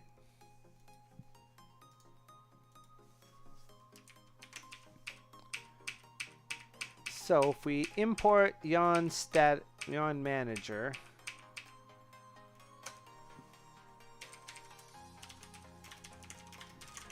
there's the list of resources that we know about. So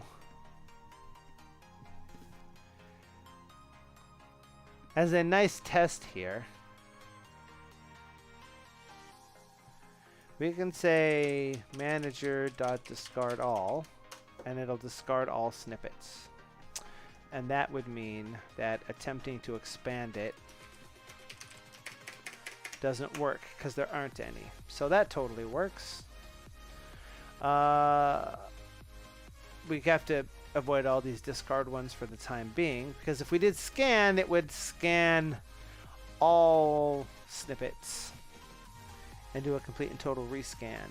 We haven't tested this part yet. Let's say manager.scan package default. Then it should say adding. We'll tweak that up a little bit.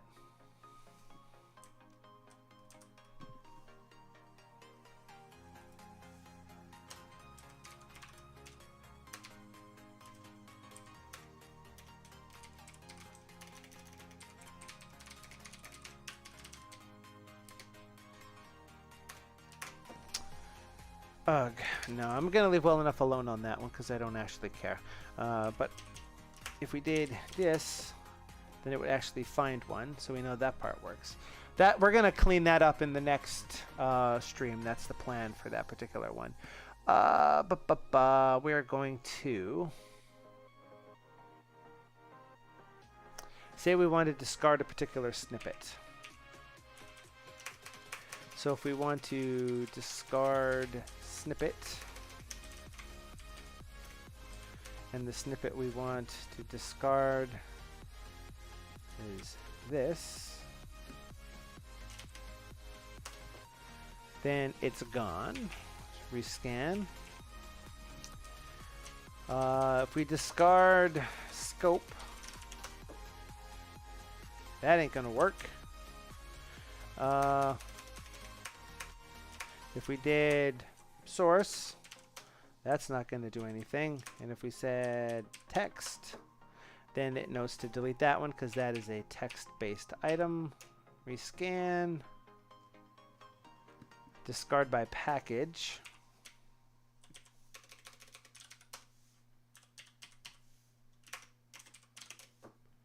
Which works nicely. And we know the scan works. Alright, so what if we did this? Matching scope text it's empty. What if we reload and do that? It gives us the one snippet.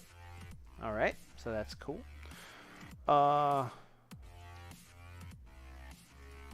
If I did this, match view, and we said that the view is the current view and the list of locations is, let's just say, the start of the buffer, and this thing is the one that has the focus, none match. But if this latex file had the focus, then that one matches. So searching basing on matching the view totally works. If we wanted manager.matching,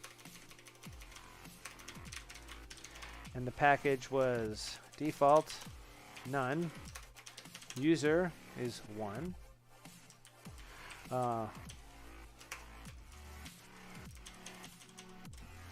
If it was matching that, it's 1. But if it didn't have that name, it's nothing. Load snippet is something that's internal and we don't need to test. So technically, we kind of fixed this one.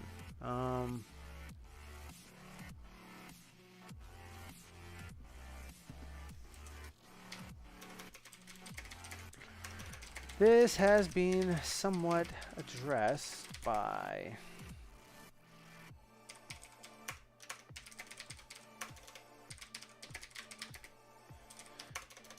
use a single private helper to remove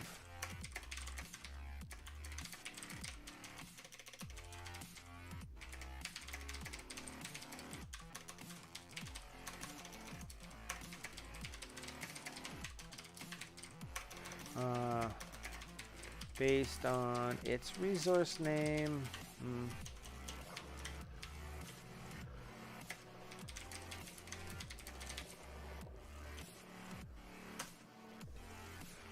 That, I would say, is a complete. What's the distinction between complete and done is your real situation here? That I'm not entirely sure about. But that does get us to the point that we wanted to be in the last thing, and now I remember more about what we're actually working on in this thing. And we have reached the end of Yawn Stream, and so we push the button.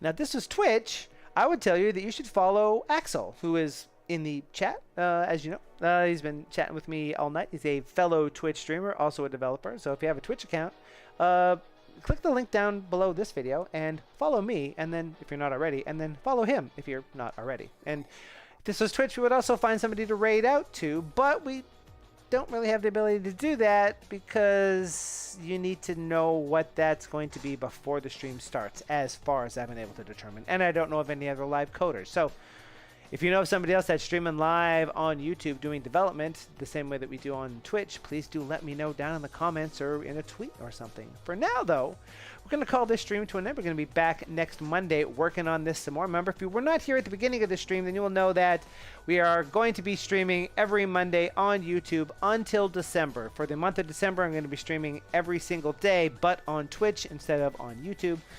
It's a little bit of a easier experience there as we work on a project from beginning to end, one whole project over that entire month. Last year we made a Twitch bot. Who knows what we'll do this year? I've got a few ideas. You've heard us talk about a few of them. But we're going to be continuing to work on this package for the foreseeable future, at least until we have it done. As you saw here, we have a bunch of tasks that we need to get on. What we're going to do next week is clean up this code and the rest of the code that we have in here in general. We got a few more manager classes that we need to do because there's a lot of stuff that's sort of abstracted away and not as cool as it actively could be. I'd like to thank everybody for watching. We had quite a crowd here for a while. You know where to find me if you would like to ask any questions about Sublime Text or development. I'm here. I'm on Twitch. All the information is down in the thing below. And new stream for next Monday is going to be scheduled very, very shortly. I've already pre-created that one using my fantastic time off. And with that, I shall bid you all a fond farewell and ask you, as we say here on YouTube, to have a sublime week. Bye.